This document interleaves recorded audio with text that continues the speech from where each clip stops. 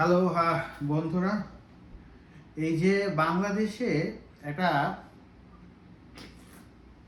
ছেলে আছে, কি যেন নাম, জাহিদ অন্তু নাকি ফন্তু, কি একটা ছেলে, লম্বা চিকুন।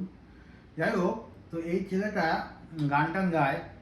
বাংলাদেশে কোনো একটা রিয়েলিটি শোতে নাকি চ্যাম্পিয়ন ট্যাম্পিয়ন চ্যাম্পিয়ন ফ্যাম্পিয়ন হয়েছিল কিছুদিন আগে। তো গান ফান গায়। তো এই ছেলেটা নাকি ইন্ডিয়ান আইডলে শুনলাম কি প্রথমে, সে প্রথম বাংলাদেশি হিসাবে ভারতীয় আইডল বা ইন্ডিয়ান আইডলে উনি গান গেতে যাবেন। তো ভালো কথা, তো আমি ভাবলাম যে মনে হয় সে অডিশনে সিলেক্টেড হয়ে গেছে। প্রথমে তো সেরকমই শোনা গেল, সো অডিশন দিয়ে একেবারে সিলেক্টেড, এখনই তাকে টিভিতে দেখা যাবে। এটা শুরু হলে তাকে টিভিতে দেখা যাবে যে গান গাচ্ছে ভারতীয় টিভি চ্যানেলে, ভারতীয় অনুষ্ঠানে। এবং সে আর কি খুবই চিন্তিত ছিল যে বাংলাদেশ ভারতের যে সম্পর্ক অবনতি এবং ভিসা যে দিচ্ছে না, এটার জন্য সে আবার আটকে যায় কিনা। তো যাই হোক, হঠাৎ করে কালকে শুনলাম যে না, এই অন্তু ছেলেটি আসলে অডিশনের ভিতরে আবার 3টে রাউন্ড, তার ভিতরে 2টো রাউন্ড সে পাস করেছে, আর একটাতে ফেল মারছে। লাস্ট রাউন্ডে গিয়ে সে ফেল করছে। লাস্ট রাউন্ডে তাকে ওয়েটিংয়ে রেখেছিল, তারপরে দেখা গেছে যে না, ফেল করেছে, তাকে ডাকে ফাঁকেনি। তো এখন এই শালা তো গেছে, ঠিক আছে, ভালো হয়েছে। এখন এই গল্পটা এ পর্যন্ত শেষ হলে পারতো, কিন্তু না, এখানেই গল্পের শেষ না। আজ গিয়ে আর এক পোলাকে দেখলাম, আর এক চুট মারানি।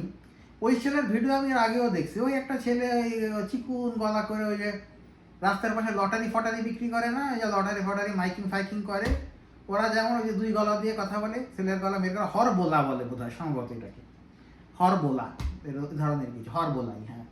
তো এই একটা হরবোলা মার্কা ছেলে, সে ওই যে গলা নকল করে, চিকুন করে, মোটা করে, মেয়েদের গলায় কথা বলে, ছেলেদের গলা গান গায়।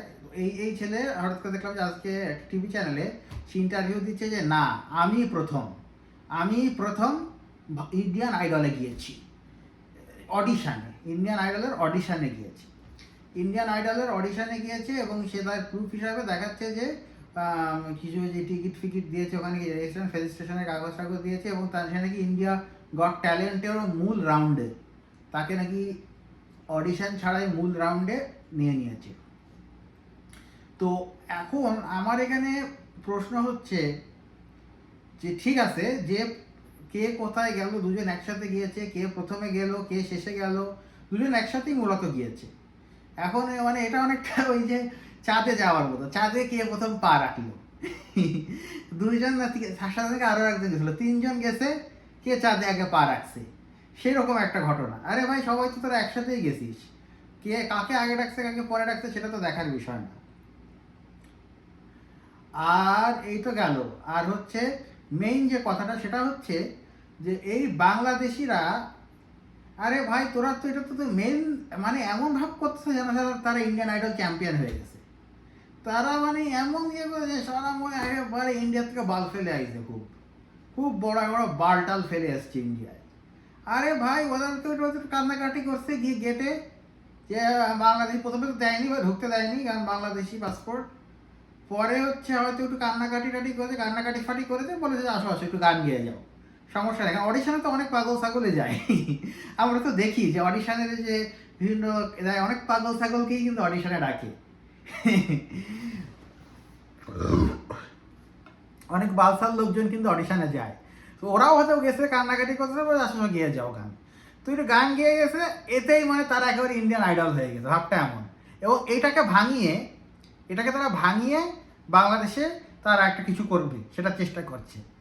এবং ওই যে জাহিদ অন্তু যে ছেলেটা, সে ভাঙিয়ে আগে খুব বড় মার্কেটিং পেয়ে গেছে, ভালো ইয়ে করে ফেলেছে, জায়গা করে ফেলেছে। এখন এই যে অন্য তার সাথে যারা ছিল, তারা এখন মানে ভাবছে যে ও ফাক, আমি এখন এটা করলাম না কেন, আমি করলে তো আমিও পেয়ে যেতাম। তো এই জন্য আর কি এখন কামড়াকামড়ি শুরু হয়ে গেছে। তারা এইটাকে আর কি বিক্রি করে, এটাকে পুঁজি করে বাংলাদেশে কিছু একটা করার চেষ্টা করবে। তো এটা তো আসলে অত্যন্ত অত্যন্ত হাস্যকর। তারা এটা কেন করবে? আরে বাল, ইন্ডিয়ান আইডল চোদার সময় আছে আমার? ইন্ডিয়ান আইডল মারাও, আবার কি বাংলাদেশিরা তুমি হিন্দি গান গাও, হ্যাঁ? নিজেকে মনে করেন তোমরা আতিফ আসলাম নাকি? আরে ভাই, তোরা যতই ভালো হিন্দি গান গাস নাকি, তোদেরকে কি ডাকবে বলিউড জীবনেও? আরে বাংলাদেশের জেমস ফেমস এরাই পারলো না, জেমস ফেমস দু তিনটে গান গাই তো পাশে লাতি দিয়ে পাঠিয়ে দেবে। যত ভালোই তুমি বাংলা গান গাও না কেন, সরি হিন্দি গান গাও না কেন, বাংলাদেশিদের উদ্দেশ্যে বলছি, যত ভালোই তুমি হিন্দি বলো না কেন, বলিউডে তোমাদেরকে কেউ ডাকবে না, কারণ তুমি বাংলাদেশি। এবং ভারতীয়রা যখনই শুনবে যে বাংলাদেশি, এরা প্রচণ্ডভাবে নাক সেটকাবে, প্রচণ্ডভাবে নাক সিটকিয়ে তোমাদের আর ঢুকতে দেবে না, ঠিক আছে? তো এটাই তো, ওইসব ফালতু বালসাল করে লাভ নেই। তার চেয়ে তুমি ইংলিশ গান গাও, র্যাপ গান গাও, এগুলো করলে তোমার তাও একটু লাভ আছে। হ্যাঁ, তুমি যদি বাংলাদেশ থেকে ভালো ইংলিশ র্যাপ বানাতে পারো, সেটাকে কিন্তু কদর করে। পশ্চিমা দেশগুলোতে কিন্তু সব নাক সেটকা সেটকি নেই, যেটা ভারতে আছে। পশ্চিমা দেশে তুমি আফ্রিকা থেকে আছো, কোথা থেকে আছো, তোমার গান যদি ভালো হয়, ভিউ যদি হয়, সবাই সেটাকে দেখবে, ঠিক আছে? আফ্রিকাতে কত বড় বড় র্যাপাররা ভিডিও করছে ফ্রেঞ্চে, ইংলিশে, হ্যাঁ। তো সেটা আর কি, ওসব হিন্দি ফিন্দি বাদ দাও, সব ফালতু ভাষা ওগুলো নিয়ে শিখে কোনো লাভ নেই। ওকে বন্ধুরা, গুড নাইট, বাবাই।